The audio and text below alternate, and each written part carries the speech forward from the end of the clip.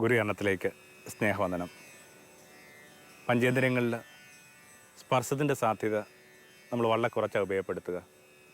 നമുക്കറിയാം, നമ്മൾ ആദ്യം പുറംലോകവുമായി ബന്ധപ്പെട്ടത് സ്പർശം വഴിയാണ്. 8 മാസം ഏകദേശം ഒരു 35 ആഴ്ചയായപ്പോൾ അമ്മയുടെ ഉദരത്തിൽ നമ്മൾ അനുഭവിച്ച ആദ്യത്തെ ആ പുറംലോകവുമായ അനുഭവം സ്പർശം വഴിയായിട്ടാണ്. പിന്നീടാണ് കേൾവിയൊക്കെ വികാസം പ്രാപിക്കുന്നതും ബലപ്പെടുന്നത്. പുറത്തേക്ക് കണ്ണുപൂട്ടി കരഞ്ഞുകൊണ്ട് വന്ന് നമ്മൾ സാന്ത്വനപ്പെട്ടത്, അഭയം കണ്ടെത്തിയത് ആ ഉദരത്തിലെ അറിഞ്ഞ അതേ സ്പർശത്തിലാണ്. കുട്ടികൾക്കുമുണ്ട് വലിയ അളവിൽ സ്ട്രെസ്സ്. ആ സ്ട്രെസ്സിനെ കുറക്കുന്ന അതിന് കാരണമായ ഘടകങ്ങളെയൊക്കെ റെഡ്യൂസ് ചെയ്യുന്നത് ഈ അമ്മയുടെ സ്പർശമാണെന്നുള്ളതിനെക്കുറിച്ച് കൃത്യമായ നിരീക്ഷണങ്ങളുണ്ട്. അത്രയും സാന്ത്വനവും അഭയം നൽകുന്നതുമായ സ്പർശത്തെ പിന്നീട് എപ്പോഴോ നമ്മൾ തെറ്റിദ്ധരിക്കാൻ തുടങ്ങി. അതിനകത്ത് എന്തോ ഒരു അപകടം പതിയിരിക്കുന്നതൊക്കെ ആയിട്ട് നമ്മൾ കരുതി. ഒരു പ്രായം കഴിയുമ്പോൾ സ്വന്തം മക്കളെപ്പോലും സ്പർശിക്കാനായിട്ട് ഭയപ്പെടുന്ന മാതാപിതാക്കന്മാർ ദേശത്തുണ്ടായി. നമുക്ക് ഈ സ്പർശത്തിൻ്റെ അനന്ത സാധ്യതകളെ ഒന്നുകൂടി കണ്ടെത്തുന്ന നല്ലതല്ലേ, ഒന്നുകൂടി ഉപയോഗിക്കുന്ന നല്ലതല്ലേ. എല്ലായിടത്തും അവൾ സാധ്യത നിലനിൽക്കുന്നുണ്ട്. കുഞ്ഞുങ്ങളെ വളർത്തിയെടുക്കുന്നതിനകത്തും പ്രണയത്തിനകത്തും ദാമ്പത്യത്തിലും വാർദ്ധക്യത്തിൽ വയോധികരായ നിങ്ങളുടെ മാതാപിതാക്കന്മാരെ പരിചരിക്കുന്നതിനകത്തുമൊക്കെ ഈ സ്പർശത്തിൻ്റെ സാധ്യത നിലനിൽക്കുന്നുണ്ട്. വല്ലാത്ത അടുപ്പമാണ് ഈ സ്പർശം ഉണ്ടാക്കുക. വാർദ്ധക്യത്തിൽ അപ്പനെ വളരെയേറെ അടുത്ത് ഇടപെടേണ്ടി വന്ന ഓരോ കാര്യങ്ങൾക്കകത്തും അപ്പനെ കൈകൊണ്ട് തൊട്ട് ഓരോ കാര്യങ്ങളും ചെയ്യേണ്ടി വന്നപ്പോൾ, കുളിപ്പിക്കുകയും പരിചരിക്കുകയും ശോധനയെ സഹായിക്കുകയും ഒക്കെ ചെയ്യുമ്പോൾ ചെയ്തിരുന്ന ഒരു വ്യക്തി അച്ഛൻ മരിച്ചു കഴിഞ്ഞപ്പോൾ ഇങ്ങനെയാണ് പറഞ്ഞത്: അത്തരമൊരു സ്പർശത്തിൻ്റെ അടുപ്പമില്ലായിരുന്നെങ്കിൽ ഒരുപക്ഷെ അച്ഛൻ്റെ മരണത്തെ എനിക്ക് കുറേ കൂടി ലാഘവത്തോട് കാണാൻ പറ്റുമായിരുന്നു. പക്ഷെ ഇപ്പോൾ അത് പറ്റുന്നില്ല. സ്പർശം അത്രയും അഗാധമായ ചില മുദ്രകളാണ് നമ്മളിൽ പതിപ്പിക്കുക. ഓരോ മനുഷ്യരും നമ്മൾ കണ്ടുമുട്ടുക, പരിചയപ്പെട്ട, നമ്മുടെ ജീവിതത്തിലേക്ക് പ്രവേശിച്ച് ഇറങ്ങിപ്പോയ ഓരോ മനുഷ്യരും അവരുടെ മുദ്രകൾ, വിരൽ മുദ്രകൾ കൃത്യമായിട്ട് നമ്മുടെ ജീവിതത്തിൽ പതിപ്പിക്കുന്നുണ്ട്. പക്ഷി ലോകത്തിനകത്തൊരു സങ്കല്പമുണ്ട്. മനുഷ്യനൊരു കിളിക്കുഞ്ഞിനെ തൊട്ട് കഴിഞ്ഞാൽ പിന്നെ അമ്മ പക്ഷി ആ കിളിക്കുഞ്ഞിനെ റിജക്റ്റ് ചെയ്യുമെന്നാണ് പറയുക. കാരണം ആ ഒരൊറ്റ സ്പർശത്തിലൂടെ ആ മനുഷ്യൻ്റെ ഗന്ധം ആ കിളിക്കുഞ്ഞിലേക്ക് വന്നാണ് പറയുക. അങ്ങനെ എത്ര പേരുടെ ജീവിതം, എത്ര പേരുടെ ഗന്ധം, എത്ര പേരുടെ നിലപാടുകളൊക്കെ നമ്മളുടെ ജീവിതത്തിലേക്ക് പ്രവേശിച്ച അനുഭവത്തിൻ്റെ പേരാണ് സ്പർശം. അഗാധമായ എല്ലാ അനുഭവങ്ങളും നമ്മൾ വിളിക്കുന്ന വാക്ക് സ്പർശം എന്നാണ്. ഒരു കച്ചേരി കേട്ട് കഴിഞ്ഞ് നമുക്ക് ഇഷ്ടപ്പെട്ടാൽ പോലും നമ്മൾ പറയുന്നത് അത് നമ്മൾ വല്ലാതെ സ്പർശിച്ചു എന്നാണ്. ജീവിതത്തെ തൊട്ട മനുഷ്യർ നമ്മൾ അങ്ങനെയാണ്, നമ്മുടെ ജീവിതത്തെ തൊട്ട മനുഷ്യർ, സ്പർശിച്ച മനുഷ്യർ. അപ്പോൾ ഏതൊരു അനുഭവം അഗാധമാകുമ്പോൾ, വൈയക്തികമാകുമ്പോൾ നമ്മൾ അതിനെ വിളിക്കുന്ന വാക്കാണ് സ്പർശം. എന്നിട്ട് നേരത്തെ സൂചിപ്പിച്ച കണക്ക് ഈ സ്പർശത്തെ നമ്മൾ എന്തോ ചില കാരണങ്ങളിൽ ഭയന്നു തുടങ്ങി. സ്പർശവുമായി ബന്ധപ്പെട്ട് കുറേ കൂടി സ്വാതന്ത്ര്യം അനുഭവിക്കണമെങ്കിൽ, കുറേ കൂടി അതിനെ പവിത്രമാക്കണമെങ്കിൽ, അതിനകത്ത് സുഹൃത്തിൻ്റെ സുഗന്ധം വീശണമെങ്കിൽ എനിക്ക് തോന്നുന്നു നമ്മൾ ഗുരുക്കന്മാരെയൊക്കെ ഒന്നുകൂടി പരിശോധിക്കേണ്ടതുണ്ട്. അവർ ആ സ്പർശത്തിൻ്റെ സാധ്യതകളെ, അനന്ത സാധ്യതകളെ നമുക്ക് മുമ്പിൽ തുറന്നു തന്ന വ്യക്തികളാണ്. യേശുവിലേക്ക് തന്നെ വരിക നമ്മൾ. ഇതുമാത്രമാണ് ആ സ്പർശവുമായി ബന്ധപ്പെട്ട് നമുക്ക് ആ ആചാര്യനെ കാണാൻ കഴിയുക. പറഞ്ഞത് ഒരു 4 തരത്തിലെങ്കിലുമുള്ള സ്പർശത്തിൻ്റെ സാധ്യതകൾ യേശുവിൽ നമുക്ക് വെളിപ്പെട്ട് കിട്ടുന്നുണ്ട്. നമ്മൾ പലയിടത്തും വായിക്കുന്നുണ്ട്, ആൾക്കൂട്ടൻ രോഗികളെ അവൻ്റെ അടുക്കൽ കൊണ്ടുവന്ന് സ്പർശിക്കാനായിട്ട് ആവശ്യപ്പെട്ടു. വിശേഷിച്ചും അവൻ അന്ധനെയൊക്കെ കൂട്ടിക്കൊണ്ടുവരുന്ന സംഭവം വേദപുസ്തകത്തിനകത്തുണ്ട്. കാരണം അന്ധൻ്റെ ലോകം എന്ന് പറയുന്നത് ആ സ്പർശത്തിൻ്റെ ലോകമാണ്. നമ്മൾ പറയുന്ന പല വർണ്ണങ്ങളും പല കാഴ്ചകളും അയാളുടെ മനക്കണ്ണിലില്ല. എന്നാൽ നമ്മളറിയുന്നതിനേക്കാൾ ഭംഗിയായിട്ട് ഓരോന്നും അയാൾ കൃത്യമായിട്ട് അളന്നറിയുന്നുണ്ട്, തൊട്ടറിയുന്നുണ്ട്. ഒരുപക്ഷെ ആ സ്പർശത്തിൻ്റെ ഏറ്റവും കൂടുതൽ സാധ്യത കൃത്യമായിട്ട് മനസ്സിലാക്കിയിട്ടുള്ളത് ഏതെങ്കിലും തരത്തിൽ ഇങ്ങനെ കാഴ്ച നഷ്ടപ്പെട്ട മനുഷ്യരായിരിക്കും. അപ്പം അങ്ങനെ ഒരു അന്ധനെയൊക്കെ ആൾക്കൂട്ടം യേശുവിൻ്റെ അടുക്കലേക്ക് കൊണ്ടുവന്നിട്ട് അവനെ തൊടണമെന്നൊക്കെ പ്രാർത്ഥിക്കുന്നതായിട്ട് നമ്മൾ വായിച്ച് കേൾക്കുന്നുണ്ട്. അപ്പോൾ ഒന്നാമത്തെ സ്പർശവുമായി ബന്ധപ്പെട്ട് നമ്മുടെ ഒരു കണ്ടെത്തൽ ഇതാണ്: every touch is a healing touch. സൗഖ്യപ്പെടുത്തുന്ന സ്പർശം. അപൂർവ വൈദ്യന്മാരെന്നൊക്കെ നിത്യേജനേദ്യമൊക്കെ ഒരു ഭംഗിയുള്ള പുസ്തകങ്ങൾ എഴുതിയിട്ടുണ്ട്. ഭൂമിയുടെ ഗുരുക്കന്മാരാണ് ആ ഭൂമിയുടെ അപൂർവ വൈദ്യന്മാർ. അവരിങ്ങനെ തൊടാനായിട്ട് ധൈര്യപ്പെട്ട ആൾക്കാരാണ്. പലപ്പോഴും നമ്മുടെ ആധുനിക വൈദ്യശാസ്ത്രത്തിനകത്തൊക്കെ ഈ തൊടുന്ന വൈദ്യന്മാരുടെ ഡോക്ടർമാരുടെ എണ്ണം ചുരുങ്ങിയ പതുക്കെ ആ യന്ത്രങ്ങൾ മേൽക്കോയ്മ നേടുകയും പുതിയ പുതിയ ഉപകരണങ്ങൾ മനുഷ്യന് പകരം വരികയുമൊക്കെ ചെയ്യുമ്പോൾ ആ സ്പർശത്തിനുള്ള സാധ്യതകൾ വല്ലാതെ കുറഞ്ഞു പോകുന്നുണ്ട്. പഴയ കാലത്തിൽ കണക്ക് ഒരു രോഗശൈലൊക്കെ ആയിരിക്കുമ്പോൾ നമ്മളൊരു കരം, ഒരു സ്പർശമൊക്കെ ആഗ്രഹിക്കുന്നുണ്ട്. ചെറിയ കുഞ്ഞുങ്ങൾ ആയിരിക്കുമ്പോൾ നമുക്കറിയാം, നമ്മുടെ നെറ്റിയിൽ കൈവച്ച് ചോദിക്കുന്നൊരു ചോദ്യമുണ്ട്, പനിക്കുന്നുണ്ടോ പനിക്കുന്നുണ്ടോ? ആ ഒരു സ്പർശം പോലും എന്തൊരു അഷുറൻസ് നമുക്ക് തരുന്നത്, എന്തൊരു സ്നേഹമാണ് തരുന്നത്. ഓരോ സ്പർശത്തിനകത്തും ഇങ്ങനെ എപ്പോഴും നമുക്ക് കൈവിട്ട് പോയ ഒരു അമ്മയുടെ ഉദരത്തിൻ്റെ ഓർമ്മയുണ്ടെന്നാണ് പറയുക. എല്ലാ സ്പർശത്തിനകത്തും ഒരു അമ്മയുടെ കളഞ്ഞുപോയ, നമ്മൾ കൈവിട്ട് പോയ, ഒരു പക്ഷേ നമ്മൾ ഉപേക്ഷിക്കുക, നമ്മൾ റിജക്റ്റ് ചെയ്യപ്പെട്ട് ചെയ്ത അമ്മയുടെ ഉദരത്തിൻ്റെ ഓർമ്മയുണ്ട്. അത്തരം ഓർമ്മകളാണ് നിശ്ചയമായിട്ട് ഈ സ്പർശം ഒരാൾ നടത്തുക. അത് വലിയ ഒരു ഹീലിംഗ് പ്രക്രിയയാണ്. വായിച്ചിട്ടില്ലെങ്കിൽ നിശ്ചയമായിട്ടും വായിക്കേണ്ട ഒരു പുസ്തകം ആരോഗ്യനികേതൻ എന്ന് പറയുന്ന പുസ്തകമാണ്. ജീവൻ മശായി എന്ന് പറയുന്ന ഒരു നാട്ടുവൈദ്യനാണ്. അയാൾ ഉപയോഗിക്കുന്ന ജ്ഞാനം എന്ന് പറയുന്ന സ്പർശ ജ്ഞാനം എന്ന് പറയുന്ന ഒന്നാണ്. ഈ ഞാടി പിടിച്ചുകൊണ്ട് തന്നെ അയാൾ ജീവനെയും മരണത്തെയും രോഗാതുരതയും ഒക്കെ തിരിച്ചറിയുന്നുണ്ട്. അക്കാലത്ത് വളർന്നു വന്നുകൊണ്ടിരുന്ന ആ ഒരു ഇംഗ്ലീഷ് വൈദ്യശാസ്ത്രത്തിന് മുൻപിൽ വല്ലാതെ പരാജയപ്പെട്ട് വല്ലാതെ ഇങ്ങനെ തോറ്റു തുന്നം പാടിക്കൊണ്ടിരുന്ന ഇൻഡിജൻസായ ചില വൈദ്യശാസ്ത്ര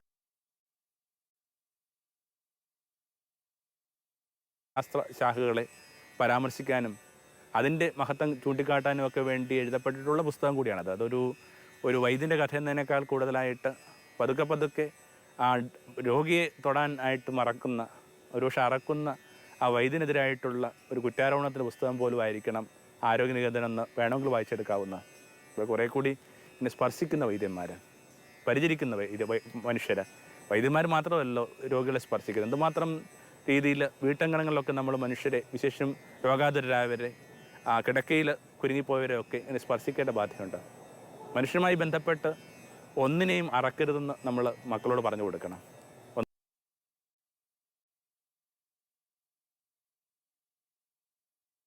ഒന്നോർത്ത് കഴിഞ്ഞാൽ എന്താ ഈ മനുഷ്യൻ എന്ന് പറയുന്നത്? മനുഷ്യൻ എന്ന് പറയുന്ന കുറേ സ്രവങ്ങൾ മാത്രമാണ്. അത് എന്തോ ആവട്ടെ, രക്തമോ കഫോ രേതസ്സോ, കുറേ സ്രവങ്ങൾ ഭംഗിയുള്ളൊരു ഉടുപ്പിൻ്റെ അത്രമാണ് മനുഷ്യൻ കുഞ്ഞുമക്കളോട്. ഈ സ്പർശത്തിൻ്റെ ഒന്നാമത്തെ ഒരു ക്വാളിറ്റി എന്ന് പറയുന്നത് ഹീലിംഗ് ടച്ചാണ്. വല്ലാത്ത സൗഖ്യം കൊടുക്കുന്ന, വല്ലാത്ത വളർച്ച കൊടുക്കുന്ന. കുഞ്ഞുങ്ങളിലൊക്കെ നടത്തിയിട്ടുള്ള ഒരു നിരീക്ഷണം അനുസരിച്ച്, പഠനം അനുസരിച്ചിട്ട് ഇങ്ങനെ അമ്മ തൊടുന്ന കുഞ്ഞുങ്ങളും അമ്മ തൊടാത്ത കുഞ്ഞുങ്ങളും തമ്മിൽ വളർച്ചയ്ക്ക് പോലും വ്യത്യാസമുണ്ടെന്നാണ് പറയുക. എന്തിന് കുഞ്ഞുങ്ങളിലേക്ക് പോകുന്നു? ഒരു തൈ പോലും നിങ്ങൾ നട്ടു നോക്കുക. നിങ്ങൾ ആ തൈയുടെ അടുക്കൽ പോവുക, അതിനെന്ത് ചെയ്യുന്നുണ്ട്, വല്ലപ്പോഴുമൊക്കെ അതിൻ്റെ ഇലകളെ തലോടുക, അതിനകത്ത് വരുന്ന ഈ പ്രാണികളെയൊക്കെ എടുത്തു കളയുക. എന്തൊരു വ്യത്യാസമാണ് ഒരു ചെടിക്ക് പോലും ഉണ്ടാകുന്നത്, ഒരു പൂച്ചെടിക്കോ ഒരു വൃക്ഷത്തിനൊക്കെ ഉണ്ടാകുന്ന വ്യത്യാസം പോലും. അപ്പോൾ ചെറിയ പ്രായത്തിൽ എവിടെയോ ഒരു ഇങ്ങനെ വളരെ ചെറിയ കമാരത്തിലെങ്ങാണ്ട് കണ്ടൊരു പോസ്റ്ററാവും, വാസ്തവത്തിൽ ഒരു പൂമൊട്ടിൻ്റെ പോസ്റ്ററാണ്. അതിന് താഴെയായിട്ട് എഴുതി വെച്ചിരിക്കുന്നത് ഇങ്ങനെയാണ്: you have touch and I have grown. നീ എന്നെ തൊട്ടു, ഞാൻ ഇങ്ങനെ വലുതായി, ഞാനിങ്ങനെ വികാസം പ്രാപിച്ചു. അപ്പോൾ അത്രയും ഹീലിംഗ് എന്ന് പറയുന്ന ഒരു പ്രക്രിയ ഈ ടച്ചിലൂടെ നടക്കുന്നുണ്ട്. വിശേഷിച്ചും ആ മാതാപിതാക്കന്മാരൊക്കെ ഈ കുഞ്ഞുങ്ങളെയൊക്കെ ഒരു പ്രത്യേക കാലത്തിന് ശേഷം തൊടുന്നില്ല എന്ന് പറയുന്ന ഒരു വിഷമം പിടിച്ച വിചാരം കൂടിയുണ്ട്. പക്ഷേ പണ്ടും അങ്ങനെയൊന്നും ഉണ്ടായിരുന്നിട്ടില്ലായിരിക്കാം. നമ്മുടെ ഒരു നാടിനകത്ത് ഈ ഒരു പ്രത്യേക കാലഘട്ടം കഴിഞ്ഞാൽ പെൺകുട്ടികൾ ഇങ്ങനെ അച്ഛൻ്റെ മുമ്പിൽ പോലും വരാനായിട്ട് പറ്റാത്ത വിധത്തിൽ ചില സാഹചര്യങ്ങളൊക്കെ ഉണ്ടായിരുന്നു. നമുക്ക് ഇതിൻ്റെയൊക്കെ അഭംഗി ഒന്ന് തിരിച്ചറിയേണ്ട കാലം കഴിഞ്ഞില്ലേ? കുറേ കൂടി കുഞ്ഞുങ്ങളെ ചേർത്ത് പിടിക്കാനും കുഞ്ഞുങ്ങളോട് ഒരുമിച്ച് കിടന്നുറങ്ങാനും അവർ നമ്മുടെ മീതെ കാലുവെച്ച് കിടന്നുറങ്ങാനും ഒക്കെ പറ്റുന്ന സാഹചര്യം. ഇപ്പോൾ ടച്ച് എന്ന് പറയുമ്പോൾ ഈ ഫിസിക്കലായ ടച്ച് മാത്രമല്ല, അവരുടെ പ്രസൻസിലായിരിക്കുക എന്ന് പറയുന്നത് കൂടിയൊക്കെ ഇതിനകത്ത് ബാധകമായ സംഭവം. അപ്പോൾ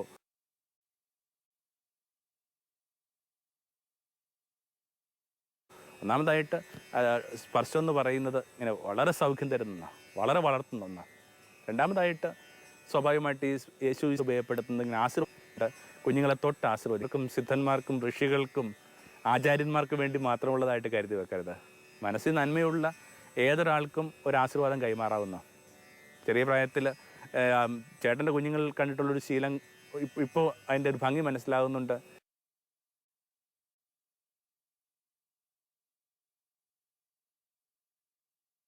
രാത്രി കിടക്കുന്നതിനേക്കാൾ മുമ്പ് ഈ കുഞ്ഞുങ്ങൾ വന്നിട്ട്, മുതിർന്ന ഓരോരുത്തരുടെ അടുക്കൽ വന്നിട്ട് അവർ നെറ്റിത്തടത്തിൽ ഇങ്ങനെ കുരിശ് വരച്ചിട്ട് പ്രാർത്ഥിച്ചിട്ട് പോകും. ഒന്ന് കൂടെ പാർക്കുന്നവരെയൊക്കെ ശിരസ് എണ്ണപൂട്ടി നിൽക്കും. എന്തോ ഒന്ന് അവരിലേക്ക് ആരും വിചാരിക്കരുത്. ജീവിതം വിരൽത്തുടിക്കുമ്പോൾ പോലെ നിങ്ങൾക്കറിയാം ഈ വിരൽത്തുമ്പിൽ നിന്ന് എന്തോ ചിലത് മറ്റയാളുടെ വിരൽത്തുമ്പിലേക്ക് പ്രവേശിക്കുന്നുണ്ട്. കാരണം ആ വൃക്ഷത്തെ നിയന്ത്രിക്കുന്ന, വൃക്ഷത്തെ നിലനിർത്തുന്ന ജീവരസം കണക്ക് എന്തോ ഒന്ന് ഈ സ്പർശത്തിലൂടെ നമ്മൾ കൈമാറുന്നുണ്ട്. വൃക്ഷത്തെ അതിൻ്റെ ചിലകളുമായിട്ട് നിലനിർത്തുന്നത് അതിൻ്റെ സാപ്പാണെന്ന് പറയുന്ന കണക്ക് ഒരു സ്നേഹരസം നിശ്ചയമായിട്ടും ഈ കൈകളിലൂടെ ഒഴുകുന്നുണ്ട്. കുറേ കൂടി ആ കുഞ്ഞു മക്കളെയൊക്കെ ഒന്ന് ചേർത്ത് പിടിക്കാനും അവരെ ആശീർവദിക്കാനും ഒക്കെ ആയിട്ട് ഈ രാവിനെ കൂടി ഒന്ന് ഉപയോഗപ്പെടുത്തിയാൽ നല്ലതാണ്. രാത്രി കുഞ്ഞുങ്ങൾ ഉറങ്ങുമ്പോൾ ഒന്ന് തലയിൽ നിന്ന് കൈവച്ചൊന്ന് പ്രാർത്ഥിച്ച് നോക്ക്. വ്യത്യാസമുണ്ട് ഇതിനകത്ത്. ഇതിനൊക്കെ വെറുതെ ഒരു ഒരു സങ്കല്പമായിട്ടോ മിക എഴുതി തള്ളാതിരിക്കുക. നിങ്ങൾ വിചാരിക്കുന്നതിനേക്കാൾ കൂടുതൽ സാധ്യതയുള്ള, നിങ്ങൾ ഇനിയും ഖനനം ചെയ്യാത്ത ഒരു വലിയ ഖനിയുടെ പേരാണ് ഈ സ്പർശം എന്ന് ഓർക്കുന്നത് നല്ലതാണ്. അപ്പോൾ രണ്ടതാണ് ഇങ്ങനെ ആശീർവദിക്കുന്ന കരങ്ങൾ എല്ലായിടത്തും ഉണ്ടാവണം. പലപ്പോഴും നമ്മുടെ കാലത്തിനകത്ത് ഇങ്ങനെ ആശീർവദിക്കുന്ന കരങ്ങളുടെ ഒരഭാവം വളരെ ശക്തമായിട്ട് നമുക്ക് അനുഭവപ്പെടുന്നുണ്ട്. ഒരു ചടങ്ങിന് പോലും ഒന്ന് എഴുന്നേറ്റ് നമുക്ക് വേണ്ടി ഒന്ന് പ്രാർത്ഥിക്കാനും നമുക്കൊന്ന് ഒരു കാലത്തോട്ട് നമസ്കരിക്കാനും നമ്മുടെ തലയിൽ ഒരു നിമിഷം കൈവെക്കാനും പറ്റുന്ന വിധത്തിൽ ഇങ്ങനെ കുലീനതയുള്ള മഹത്വമുള്ള മനുഷ്യരുടെ എണ്ണം പതുക്കെ പതുക്കെ ചുരുങ്ങിക്കൊണ്ടിരിക്കുക. ഇപ്പോൾ രണ്ടാമത്തെ ഇത്രയേ ഉള്ളൂ, ആശീർവാദത്തിൻ്റെ സ്പർശം എന്ന് പറയുക. ഒന്നാമതായിട്ട് ഇങ്ങനെ അഭയമായി മാറുന്ന സ്പർശമുണ്ട്. അഭയം എന്ന് പറയുന്ന വാക്കിൻ്റെ അർത്ഥം തന്നെ ഈ ഭയത്തിൽ നിന്നുള്ള വിടുതല, ഭയമില്ലായ്മയാണ് അഭയം. വേദപുസ്തകത്തിൽ അങ്ങനൊരു സംഭവം നമ്മൾ വായിച്ച് കേൾക്കുന്നുണ്ട്. രൂപാന്തരീകരണ മലയിൽ സംഭവിച്ച കാര്യങ്ങൾ, അത്രയും വലിയ കാര്യങ്ങൾ ഒക്കെ കണ്ടിട്ട് അത് താങ്ങാനാവാത്ത മട്ടിൽ ഓരോരുത്തരും ഇങ്ങനെ തല മണ്ണോട് ചേർത്ത് ഇങ്ങനെ കുമ്പിട്ട് കിടക്കുമ്പോൾ യേശു അവരെ തൊട്ടിട്ട് പറഞ്ഞു, ഭയപ്പെടണ്ട. യേശു അവരെ ഇങ്ങനെ നിർഭയത്തിലേക്ക് ആ സ്പർശം വഴി കൂട്ടിക്കൊണ്ടുവരികയാണ്. വല്ലാതെ പേടിച്ചു പോകുന്ന മനസ്സ് ചിലപ്പോഴൊക്കെ കാക്ഷിക്കുന്നത് ഒരു കാര്യമാണ്. ചിലപ്പോൾ നമ്മൾ ആവശ്യപ്പെടുന്നത് ഒരു മനുഷ്യജീവിയുടെ പ്രസൻസാണ്. തോറ്റു തകർന്ന ഒരാൾ, ജീവിതത്തിൽ പലതും നഷ്ടമായ ഒരാൾ, ഉറ്റവർ നഷ്ടമായ ഒരാൾ, ഇവരൊക്കെ എന്താ കാക്ഷിക്കുന്നത്? ഒരു കരമാണ്. പലപ്പോഴും ഈ കരം കൊടുക്കുന്നതിന് പകരമായിട്ട് നമ്മൾ അവരോട് ഒത്തിരി കാര്യങ്ങളാണ് സംസാരിച്ചുകൊണ്ടിരിക്കുന്നത്. എനിക്ക് തോന്നുന്നു ഏറ്റവും നല്ല സഹാനുഭൂതി, ഏറ്റവും നല്ല കരുതൽ, ഏറ്റവും നല്ലതുപോലെ പുറത്ത് കിടക്കാൻ ഒരാളെ സഹായിക്കാവുന്ന രീതി എന്നൊക്കെ പറയുന്നത് വെറുതെ അയാളുടെ അടുക്കലേക്ക് ഇരുന്നിട്ട് പതുക്കെ ഇങ്ങനെ അയാളെ ചേർത്ത് പിടിക്കാനുള്ള. നേരത്തെ സൂചിപ്പിച്ച കണക്ക് ഓരോ സ്പർശത്തിനകത്തും അമ്മയുടെ ഉദരത്തിൻ്റെ ഒരു മുദ്ര കിടപ്പുണ്ടാകും. ഒരാളെ നിങ്ങൾ ചേർത്ത് പിടിക്കുമ്പോഴേക്കും ആ അമ്മയുടെ ഉദരം കൊടുത്ത അതേ ഉറപ്പ്, അമ്മയുടെ ഉദരം കൊടുത്ത അതേ അഷുറൻസൊക്കെയാണ് ഈ സ്പർശത്തിലൂടെ കിട്ടുക.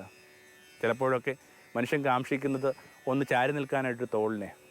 വളരെ പ്രശസ്തമായൊരു നോവലിനകത്ത് ഒരു പെൺകുട്ടിയുടെ ആകപ്പാടുള്ളൊരു വിഷമം അവളുടെ കൂട്ടുകാരനെക്കുറിച്ച് ഇതാണ്: പെട്ടെന്ന് എനിക്കിങ്ങനെ എൻ്റെ വയറിന് വേദന വരും, എൻ്റെ ആ മാസത്തിൻ്റെ ചില പ്രത്യേക സമയമാണ്, ആ സമയത്ത് ഈ തിരക്കുള്ള ബസ്സിലൊക്കെ ആയിരിക്കും ഞാൻ, അപ്പോൾ ഞാൻ ആകപ്പാടെ ആഗ്രഹിക്കുന്നത് ഒന്ന് നിൻ്റെ തോളോട് ചേർന്ന് നിൽക്കാനായിട്ടാണ്. അങ്ങനെ ആ മനുഷ്യൻ്റെ എന്തുമാത്രം ആകുലതകളിൽ, എന്തുമാത്രം ഭീതികളിലൊക്കെ അഷുറൻസ് കൊടുക്കുന്ന ഒരു അനുഭവത്തിൻ്റെ പേരാണ് സ്പർശം. നാലാമതായിട്ട് ഇങ്ങനെ റെസ്ക്യൂ ചെയ്യുന്ന ഒന്നാണ് സ്പർശം. എന്നാലും ഇങ്ങനെ യേശുവിൻ്റെ ചരിത്രത്തിൽ നിന്ന്, യേശുവിൻ്റെ പാഠങ്ങളിൽ നമുക്ക് കൃത്യമായിട്ട് വളരെ ഡയറക്റ്റായിട്ട് വെളിപ്പെട്ട് കിട്ടുന്ന കാര്യങ്ങളാണ്.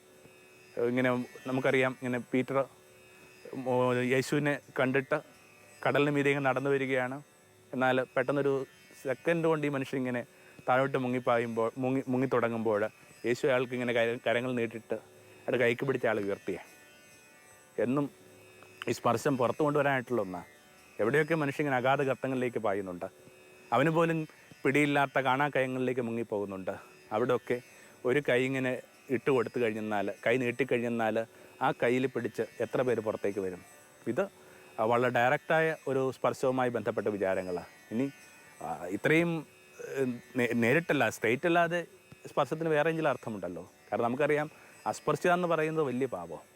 അത് ആയുക്തമായാലും അപ്പാത്തഡായാലും ലോകത്തെവിടെയുള്ള ഈ വർണ്ണ വ്യത്യാസങ്ങളായാലും വംശീയ വ്യത്യാസങ്ങളായാലും അതിനകത്തൊക്കെ ഈ അസ്പർശിത എന്ന് പറയുന്ന ഒരു ടൂള് കൃത്യമായിട്ട് ഉപയോഗിക്കപ്പെടുന്നുണ്ട്. ഒരാൾ അസ്പർശിത എന്ന് പറയുന്ന ഒരൊറ്റ കാര്യം കൊണ്ട് നിങ്ങൾ ലോകത്തോട് പറയാൻ ശ്രമിക്കുന്നത് ഇങ്ങനെ ഒരാൾ എക്സിസ്റ്റ് ചെയ്യുന്നില്ലെന്നുള്ള, അത് വല്ലാത്തൊരു കൊടിയ ഭയപ്പെടുത്തുന്ന ഒരു ജീവിത ദർശനമായത്. ഒരാൾ നിങ്ങൾ തൊടുന്നില്ല എന്ന് പറയുന്നതിൻ്റെ അർത്ഥം ഇങ്ങനെ ഒരാളിൽ നിങ്ങളുടെ ജീവിതത്തിലില്ല. ഒരു സ്ത്രീ പറയുകയാണ്, കുറേ കാലമായി, ഇത്രയും വർഷങ്ങളായി എൻ്റെ ഭർത്താവ് എന്നെ തൊട്ടിട്ട്. നിങ്ങൾ ആരെങ്കിലും വിചാരിക്കുന്നുണ്ടോ ഏതെങ്കിലും തരത്തിൽ ഒരു ദാമ്പത്യ സ്നേഹമായിട്ടോ സഹശയനവുമായി ബന്ധപ്പെട്ടോ ഒരു റെഫറൻസാണ് ആ സ്ത്രീ പറയുന്നതെന്ന്? എന്താ എൻ്റെ അർത്ഥം? സ്ത്രീ എന്ന നിലയിലുള്ള എൻ്റെ നിലനിൽപ്പ് അയാൾ അംഗീകരിച്ചിട്ടേ ഇല്ല.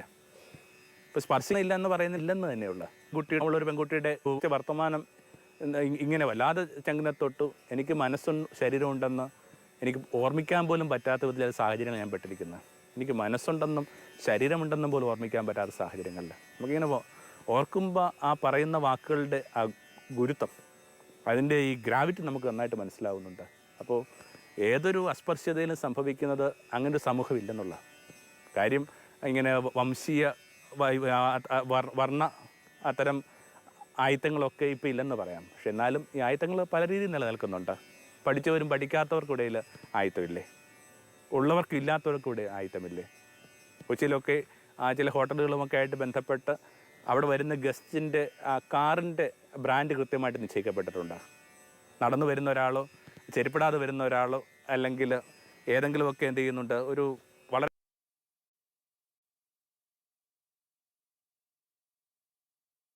കോമണായ പോപ്പുലറായ കുറച്ചുകൂടി സ്പോർട്ട് കാറുകളിൽ വരുന്ന ഒരാൾക്ക് എൻട്രി ഇല്ലെന്നൊക്കെ പറയുന്ന അർത്ഥം എന്താണ്?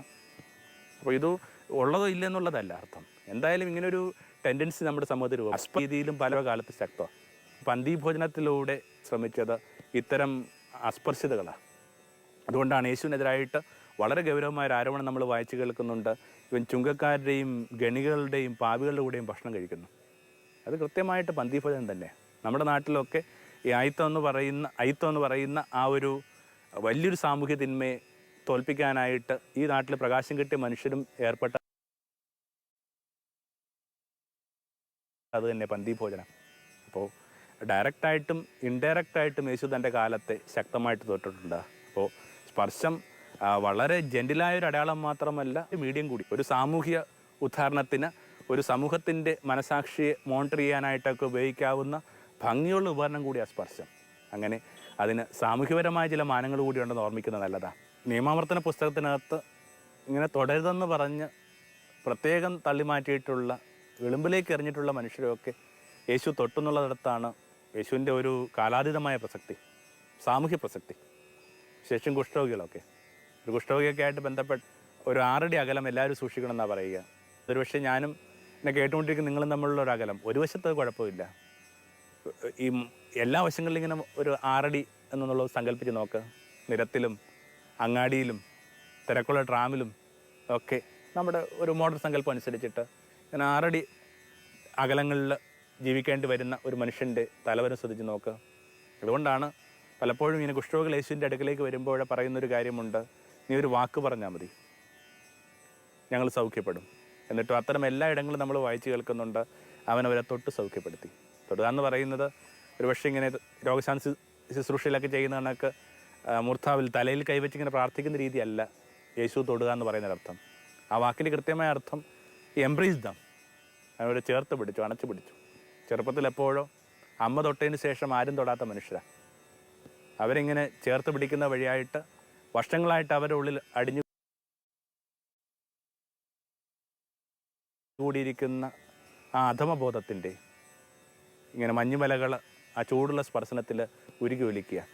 അപ്പോൾ ഹി ഡെയർ ടു ടച്ച് എന്നുള്ളതാണ് ബന്ധപ്പെട്ട് ആ ഒരു സോഷ്യൽ എന്ന നിലയിൽ അവൻ്റെ നിലനിൽപ്പിനെ, അവൻ്റെ വരവിനെയൊക്കെ പ്രസക്തമാക്കുന്ന ഒരു ഘടകം. പിന്നെയും വേറൊരു സ്പർശം കൂടി ഓർമ്മിച്ചാൽ നല്ലതാണ്. 12 വർഷമായിട്ട് രക്തസ്രാവം പിടിപെട്ടൊരു സ്ത്രീയെ യേശുവിനെ തൊട്ട കാര്യം നമ്മൾ വായിച്ച് കേൾക്കുന്നുണ്ട്. എപ്പോഴും ഓർമ്മിക്കണം, യേശുവിനെ തൊട്ടവർക്കൊക്കെ ജീവിതത്തിൽ രൂപാന്തരീകരണം സംഭവിച്ചിട്ടുണ്ട്. അവരൊന്നും പഴയത് കണക്കായിരുന്നിട്ടില്ല. അവർ പുതിയ ആ ലോകത്തിൻ്റെയും പുതിയ കാലത്തിൻ്റെയും ഒക്കെ ആ സൂക്ഷിപ്പുകാരായിട്ട് മാറി. അപ്പം അങ്ങനെയെങ്കിൽ ആ രക്തസ്രാവം പിടിപെട്ട സ്ത്രീയെ യേശു സ്പർശിച്ച സംഭവം വായിക്കുക. ആൾക്കൂട്ടത്തിൽ ഇങ്ങനെ യേശു പോവുക. പെട്ടെന്ന് യേശു പറയുന്നുണ്ട്, ആരോ എന്നെ തൊട്ടിട്ടുണ്ട്. ഇതിനകത്ത് ഏറ്റവും ഐറോണിക്കലായിട്ട് കാണേണ്ട ഇതാണ്, ആൾക്കൂട്ടം ഇങ്ങനെ തിക്കിത്തിരക്കിക്കൊണ്ടിരിക്കുമ്പോൾ യേശു പറയുന്നു, ആരോ എന്നെ തൊട്ടിട്ടുണ്ട്. അതിൻ്റെ അർത്ഥം എന്താണ്?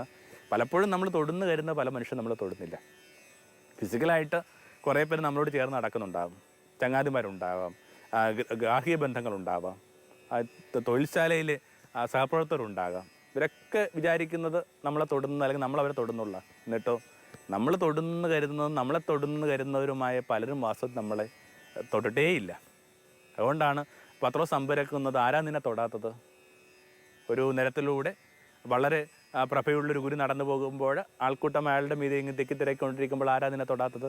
അപ്പോൾ യേശു പറയുന്നുണ്ട്, അല്ല, ആരും എന്നെ യഥാർത്ഥം തൊട്ടിട്ടുണ്ട്. അപ്പോൾ ഇതിങ്ങനെ ഒരു ജീവിതവുമായി ബന്ധപ്പെട്ട നല്ലൊരു മെറ്റഫർ കൂടിയാണ്. എല്ലാവരും നമ്മളെ തൊടുന്നുമില്ല, വളരെ അപൂർവം പേരാണ് നമ്മളെ തൊടുന്നത്.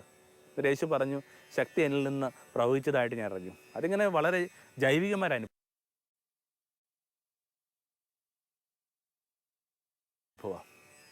വെറുതെ ഒരു മൃതമായ അനുഭവമല്ല. സ്പർശം എന്ന് പറയുന്നതിലൂടെ തന്നെ സംഭവിക്കുന്ന കാര്യം ഇങ്ങനെ അങ്ങോട്ടും ഇങ്ങോട്ടും പരസ്പരം ഈ ശക്തി തിരിച്ചറിയുക, സംവേദനം കൈമാറുക, കൃത്യമായ കമ്മ്യൂണിക്കേഷനാണ് ഈ സ്പർശം. അപ്പോൾ പേടിച്ചരണ്ടുകൊണ്ട് പറഞ്ഞു, ഞാൻ നിന്നെ തൊട്ടുപോയി.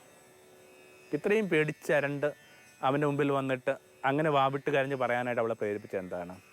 അവളുടെ ആ രോഗത്തിൻ്റെ പ്രത്യേകത അനുസരിച്ചിട്ട് അവൾക്ക് കഴിഞ്ഞ 12 വർഷമായിട്ട് പള്ളിയിൽ പോകാൻ അവകാശമില്ല. രക്തസ്രാവം പിടിപെട്ട സ്ത്രീയാണ്. ആർത്തവ ദിനങ്ങളിൽ, ആ മാസത്തിൻ്റെ ആ അസ്വസ്ഥതയുടെ ദിനങ്ങളിൽ ഒരു സ്ത്രീ സൂക്ഷിക്കേണ്ടി വരുന്ന